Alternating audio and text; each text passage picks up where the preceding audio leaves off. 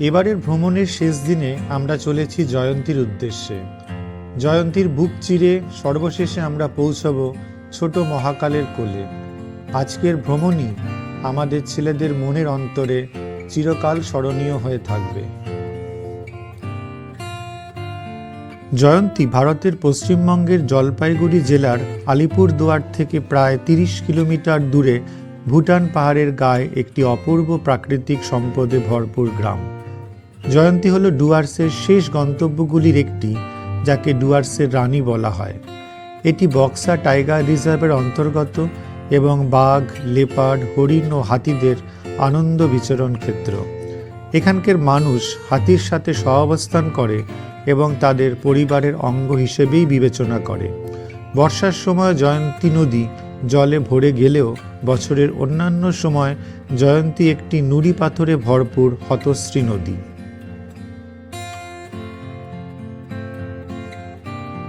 বর্ষার সময় পাহাড় থেকে জল নুড়ি বয়ে এনে বহুদূর প্রবাহিত করে। পাথরগুলি সবগুলি প্রায় গোলাকৃতি এবং বিভিন্ন অপূর্ব রঙের সমাহার এতে দেখা যায়।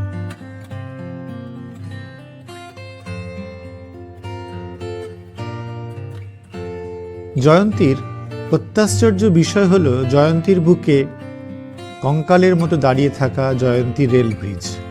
ব্রিটিশরা 1915 সালে নিকটবর্তী পাহাড় থেকে ডলোমাইট পরিবহন করার জন্য এই ব্রিজটি নির্মাণ করেন। পরবর্তীকালে মানুষের যাতায়াতের জন্য ট্রেন লাইনটি ব্যবহার হতো। সেই সময় জয়ন্তী ছিল একটি সমৃদ্ধ শহর, যার নিজস্ব রেল স্টেশন ছিল। দেশের বিভিন্ন প্রান্ত থেকে কাজের জন্য এবং ব্যবসার জন্য মানুষরা এখানে ভিড় জমাত। 1993 সালে এক ভয়ানক বন্যার ফলে ব্রিজটির 5 ভাগের 4 ভাগই পাথরের তলায় চলে যায়। সেই থেকে জয়ন্তী হতশ্রী হয়ে পড়ে এবং ব্যবসা বাণিজ্যের প্রাণকেন্দ্র থেকে কঙ্কাল দশায় পরিণত হয়।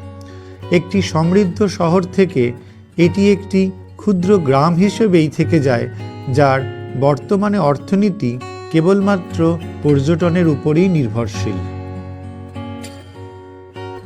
অনেক বছর পর জয়ন্তীতে এসে খুবই ভালো লাগলো। শুধুমাত্র সে আগের বারে জল, সে অনুভূতি, সুন্দর সুন্দর পাথর, লালচে নীল পাথর, সেগুলি এবার আর পাল পেলাম না। এটা একটুখানি মন খারাপ করছে। আর বাকি খুবই সুন্দর। খাওয়া দাওয়ার পর আমরা সাফারিতে যাব। দেখা যাক সেখানে নতুন কিছু বন্যজন্তুর দেখা মেলে কিনা। দুপুরবেলা খাবার এখানে রেডি, প্যাকেট থেকে খাবার বেরোচ্ছে। চিলি চিকেন ফ্রাইড রাইস, সঙ্গে চামচ ফ্রি। যারা ডিম খাবে তাদের জন্য ডিম আছে।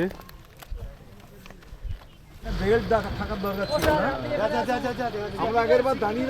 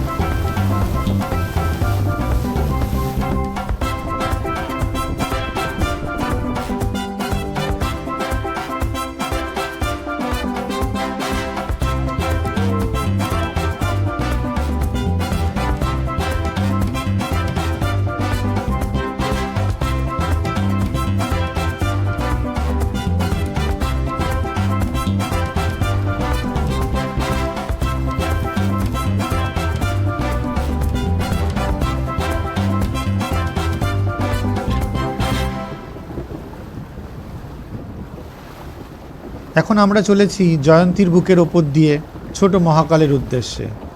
ছোট মহাকাল হলো একটি বিশেষ দর্শনীয় স্থান, যা শিবের নামাঙ্কিত এবং মহাদেবকে নিবেদিত একটি গুহা। আজকে আমাদের জয় রাইডের অন্তর্গত জয়ন্তীর বুক চিরে ছোট মহাকাল দর্শন। লেপার্ড, হাতি, সাপ ও বিভিন্ন প্রজাতির পাখির, বিশেষ করে হর্নবিলের বিচরণ ক্ষেত্র হলো এই অঞ্চলটি।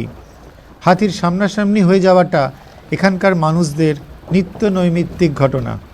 দেখা যাক আজকে তাদের সাথে আমাদের মোলাকাত হয় কিনা।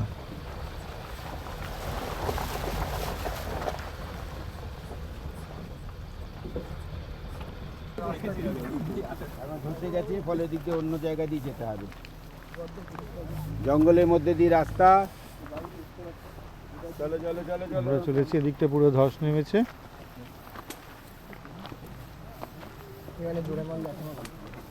দেখবি দেখবি চেষ্টা করে। ভাই আমার ফুসফুস ভাই দাঁড়া, আমি আসছি। ফুসফুস গন্ধ বেরোচ্ছে। এর ভিতর দিয়ে আমরা চলেছি। এটা হাতি পটি পরিষ্কার দেখা যাচ্ছে। হাতি গেছে এখানে কালকে সকালবেলা, হাতির পটি এখানে পড়ে রয়েছে। আমাদের গাইড বলছে যে কালকে সকালবেলা এখান দিয়ে হাতি দল গেছে পুরো এই রাস্তা দিয়েই। দেখা যাক আজকে আমাদের সামনাসামনি হয় কিনা হাতিগুলো।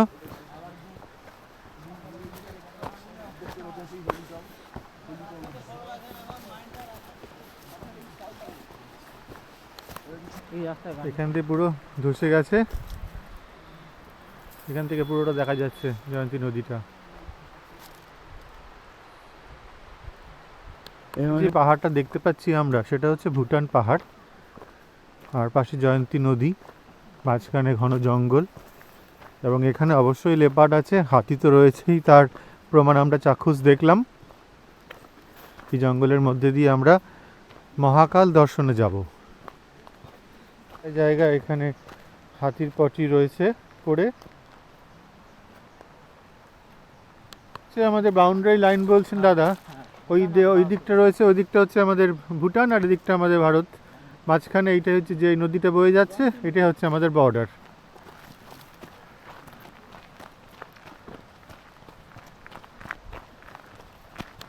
অসাধারণ জায়গা, এখানে ভীষণ ভালো লাগছে দেখে।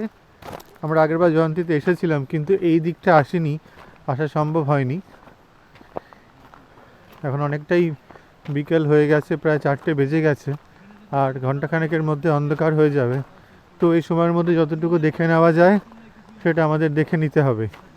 এরপর যদি হাতি বেরিয়ে যায় তাহলে আর কিছু করার থাকবে না আমাদের। হিমালয়ে এসে তুলসী চিনছি। তুলসী গাছ এটা? হ্যাঁ, কোন তুলসী? হ্যাঁ, গন্ধটা দূর থেকে পাওয়া যাচ্ছে। বোধহয় নিয়ে যাও। পাথরের উপর জল, লাল পাথরের উপর জল পেরিয়ে যাচ্ছি।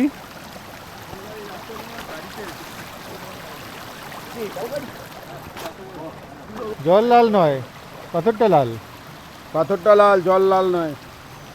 জল কেন এসো। লাল হয়? কেন হয় পাথর যদি লাল হয় জল কেন লাল? তাহলে আর জল লাল না হয়ে কি কালার বা হয়? এই কেন গান গাইলাম? এই ভুটান আর ভারত বর্ডারের কাছে আমরা এসে পড়েছি। সামনে দিয়ে তীর করে জয়ন্তী নদী বয়ে যাচ্ছে। আমরা এবার জয়ন্তী নদী পেরিয়ে যাব একদম।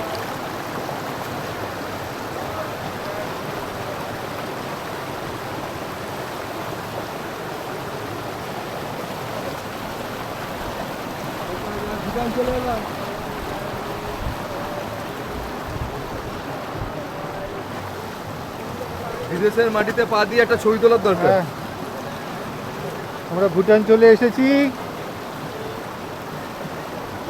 সব আমরা এখন ভুটানি মোটামুটি। তোলো, সুন্দর করে ছবি তোলো।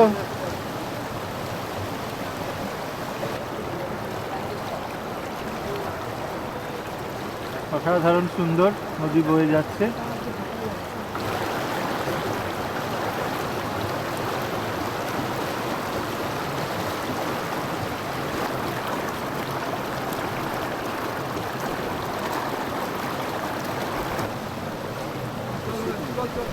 সব ভুটানি এখন, এই ছিলাম ভারতীয়, এখন ভুটানি। মোটামুটি আমরা সবাই সব ভুটানি, ঢুকে পড়ো। এই তো ভুটানি।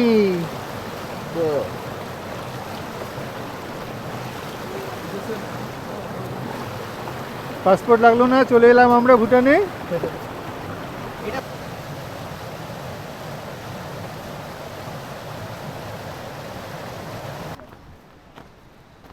আমরা এবার মহাকালের জন্য ওপরে উঠছি। দাদা বললেন আমাদের 30 থেকে 40টা সিঁড়ি ওপরে উঠতে হবে। একটু খাড়া খাড়া সিঁড়ি রয়েছে যদিও, যেতে তো হবেই, যেভাবেই হোক, কষ্ট করে হোক। এতদূর যখন এসেছি আমরা, মহাকাল তো দর্শন করতেই হবে। মহাকাল না দেখে যাব না। সরু রাস্তা ধরে আমরা যাচ্ছি এখন। এটা ভুটানের জায়গা, এখান থেকে মহাকাল জন্য উপরে উঠছি। আর আমাদের বাদিকে এই হচ্ছে নদী আসছে, প্রচণ্ড খরস্রোতা নদী, আর বেশ খাড়াই খাড়াই সব সিঁড়ি। একটু আবার উঠে এলাম, আবার এখানটা কিছুটা সমতল। এখানে আবার জায়গাটা একটু সরু হয়ে গেছে, অন্ধকার হয়ে যাচ্ছে, বোঝাই যাচ্ছে। এসে গেছি মহাকালের কাছে। অবশেষে মহাকাল এসে পৌঁছালাম। একটা গুহা, গুহার ভেতরে গণেশজি মূর্তি আছে। অন্ধকারে কিছুই দেখা যাবে বলে মনে হচ্ছে না।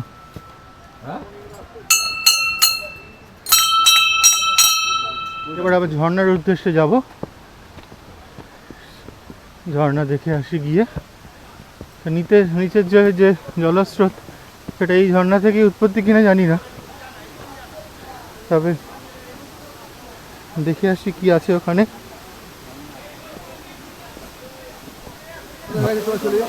এবার আমরা ঝর্ণার কাছে এসে পড়েছি। বাহ, প্রচুর হয়েছে সব, চল। প্রচুর জল, জায়গাটা খুবই স্থির। তাড়াতে বললাম, যাতে হয়ে গেছে। ওই ওরা আসবে আবার। এই ছবি ভালো হবে না, তাতে চল। জলটা পড়ছে নিচে, জানেন তো? হ্যাঁ হ্যাঁ হ্যাঁ।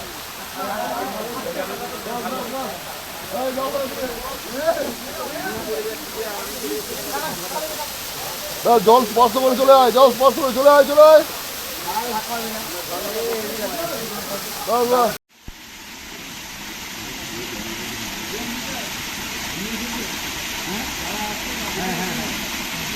আমি লাস্ট যাবো, আমার সেখানে কেউ থাকবে।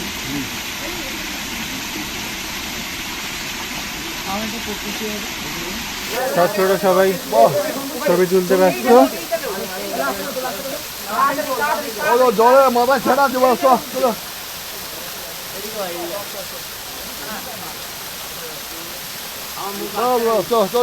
হয়েছে। চলো।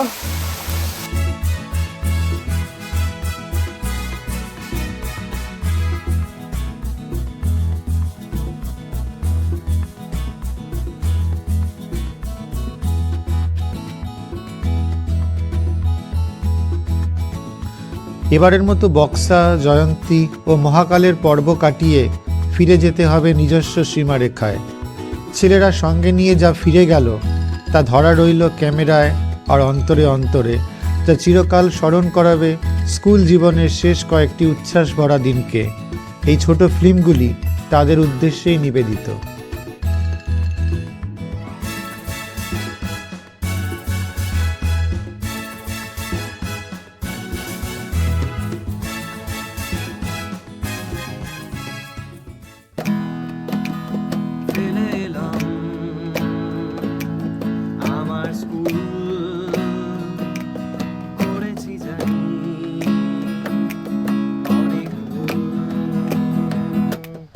আমাদের স্কুল টিম রং বদলালো আছাই,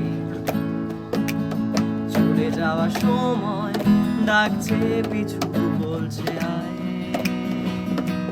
খেলবি আয়।